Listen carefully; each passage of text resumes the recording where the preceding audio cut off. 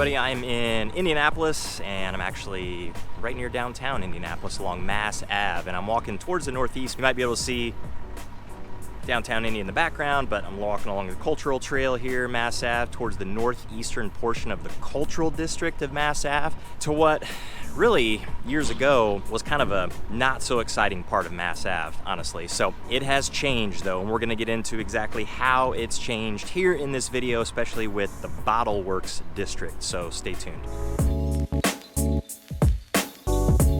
Hey everybody, I'm Jason Compton with the Compton Home Group. Welcome back to the channel. If you want to know everything there is to know about living in Indianapolis or any of the cities or towns surrounding Indianapolis or neighborhoods surrounding places like this along Mass Ave, make sure you hit that subscribe button. Also tap that little bell so you're notified every time we do a new video.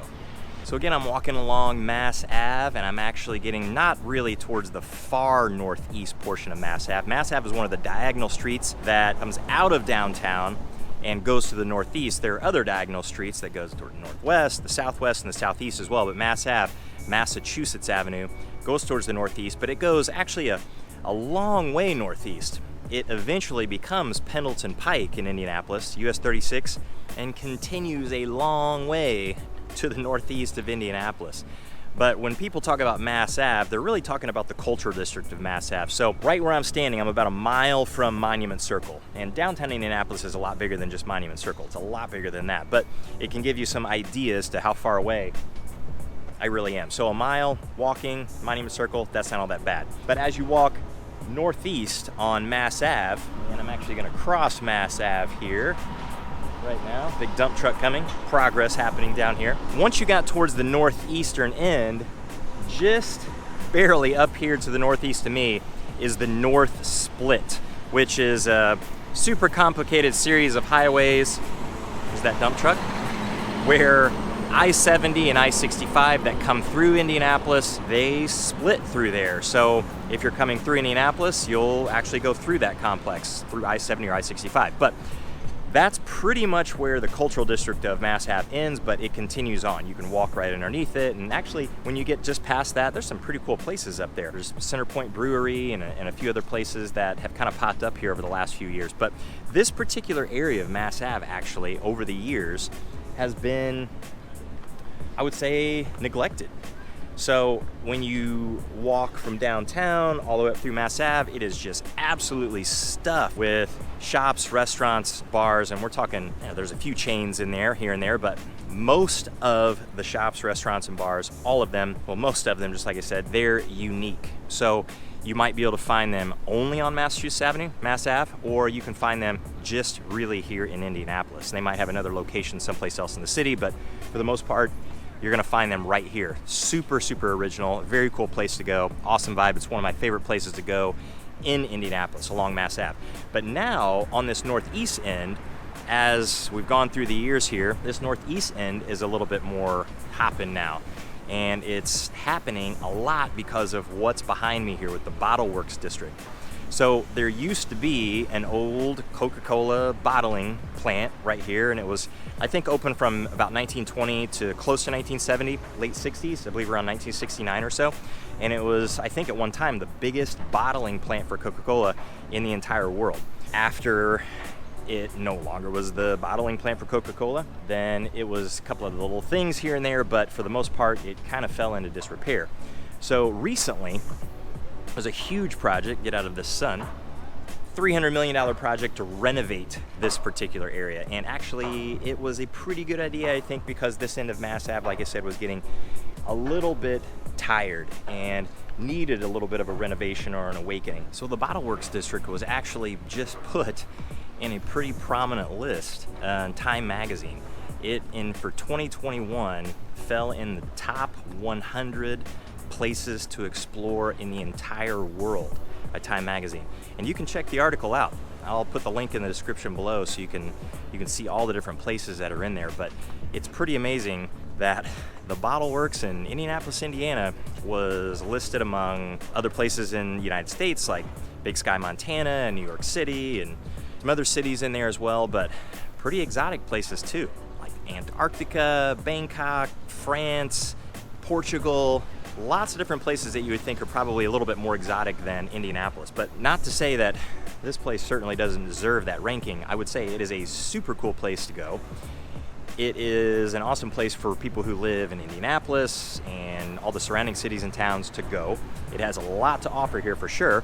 Being one of the top 100 places to see in the entire world, I don't know about that, because there are some other places in there in that list I think that I would maybe want to go, but I will give this some credit in saying that it is cool. It's very, very cool. And Indianapolis is a place that seems on the outside to a lot of people who live in other parts of the world or maybe other parts of the country that maybe it's sleepy, maybe there's not a lot going on, maybe it's boring. But actually boring is pretty subjective. That's a matter of opinion. I don't think Indianapolis is boring, and all the people that I've worked with over the years moving from wherever it is in the country and even other places in the world, they've moved to Indianapolis and they have all been, for the most part, surprised. They thought Indy was a lot more interesting than they ever thought, and there was a lot more to do here than they ever thought, and were just really pleasantly surprised by everything that it had to offer. But Bottleworks, I think, probably falls right into that theme.